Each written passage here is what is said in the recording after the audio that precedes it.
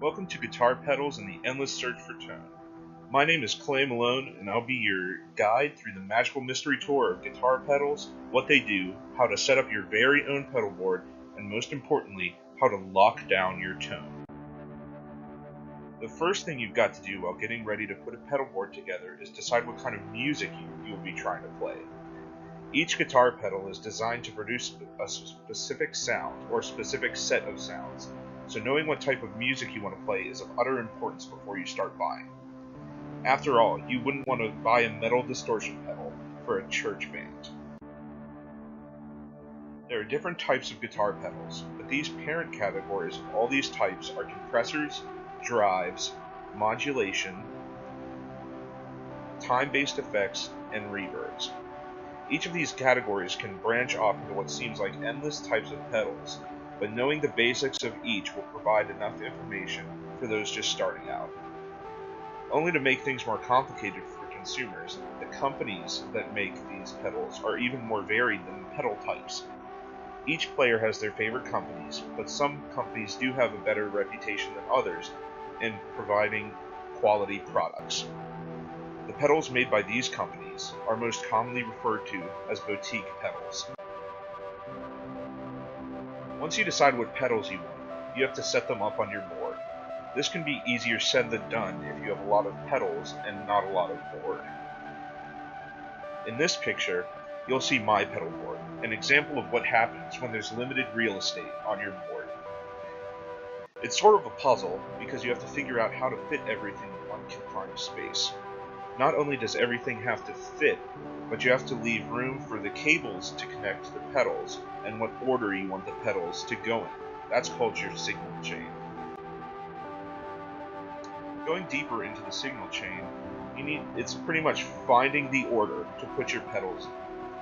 To understand this, you need to remember that when you play an electric guitar, the notes are transformed into an electric signal that is sent through the cables and pedals until it gets to your amp.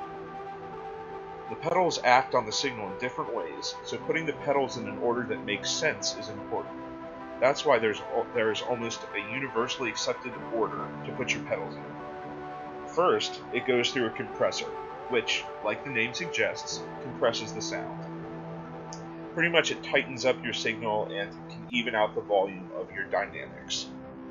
Next are your drives. These are your overdrives, distortions, fuzz pedals, pretty much anything that adds grit to your tone, and they all have different degrees. After the drives come the modulation. This is where the really crazy modifications to your signal happens. These pedals are like chorus pedals, phasers, pretty much anything that gets you those weird spaceship noises. After the modulation effects are your time-based effects, which pretty much are delays. The reason you want these pretty close to the end of your chain are because you want all of the effects earlier on in your chain repeated with the delay. And then at the end of your chain you have your reverb pedals, and the reason you always want to put these at the end is because reverb really fattens up your sound. It makes it really washy. It makes it just huge. So if you put that in front of distortions or delays, it can really just muddy up your sound, and it just makes it way too crazy to actually play. You also need to consider the strength of your signal when putting together your pedal board. Pedals are separated into two categories: true bypass and buffered bypass. True bypass means that when the pedal is turned off, your signal is not affected at all. It pretty much just treats it like the pedal isn't even there. Now, a buffered bypass pedal, it still affects your signal even when the pedal is turned off. Most commonly, buffered bypass pedals, they usually increase the signal strength, which increases the volume of your guitar a little bit, and then it can also color the tone. And normally, coloring the tone from a buffered bypass means that it deadens the tone just a little bit. Now, some guitarists, they swear by true bypass because they don't want their tone affected at all.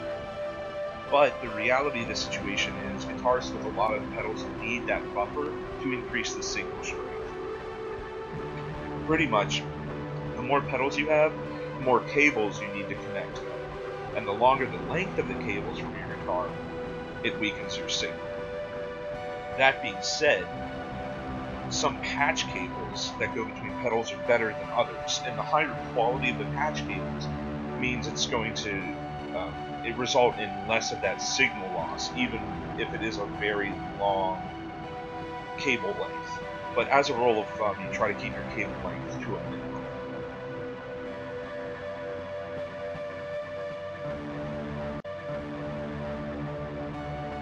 So there are these things called multi-effect pedals, which essentially take the power of a full pedal board and place it in a single large enclosure. There are pros and cons to using these pedals versus individual pedals, though. But let's start off with the individual pedals. Pedal boards with individual pedals. One of the best things going for them is you can opt for a 100% analog signal path. Pretty much, this analog pedals they are a lot warmer in sound, which makes it sound a lot more real, a lot more present. You can also experiment with the order of the pedals a lot more because you don't need to digitally go inside the pedal through a program and try to order everything around. You can physically just take the pedal, put it in front of another one, and you're good to go. Now, one of the cons of individual pedal setups are they're messy. You've got a lot of cables going everywhere. You have to have power running to it. It can be a mess if you don't take the time to do it right. And also, they're very expensive. Individual pedals can run up to about $500 each, and the cheaper boutique pedals are usually at least 150 to 200 pedals. So if you're running a pedal board with 10 pedals, it can easily run upwards of $1,000. Now, multi-effect pedal boards, one of the big things they have going for them is they're more aesthetic. Because everything is happening in that single enclosure, it means that there's no cables running around other than the ones going in and going out. That also means it's easier to gig with. You're not transporting around this heavy thing. It's just this one single thing you put down on the floor, plug in, and you're good to go. It's just really easy to transport. Now, the cons of multi-effect pedal boards are really that it's digital sounds replicating analog sounds. So it's pretty much just a computer trying to sound like an analog pedal, which for a lot of guitars make it sound a little fake and a little hollow. And also, they are a very large initial investment, but also they're cheaper in the long run because, even though one of these could run $1,500, if you only use that for the entire time you're using a pedal board, then you could honestly be trying to save yourself some money in the long run because individual pedals, like I said before, could be very expensive. So in conclusion, pedal boards are really a paradox. It's an extension of your instrument because you're putting your instrument through it, but also it's another instrument altogether because of how much you have to tweak it while you play and how much work you have to do on the front end of things to actually make it work. And also, there's endless combinations. And it's just really inspiring to play. Even though there's that largely accepted right way that I talked about earlier, it's not a hard and fast rule. For example, in the song you're listening to, and you have been listening to, I placed the compressor after my delay because I wanted to control the volume of the oscillations I was creating.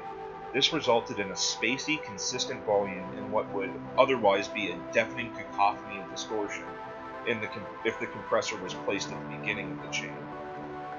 In short, guitar pedals are a whole world unto themselves, and sometimes it's best just to dive in and get your hands dirty.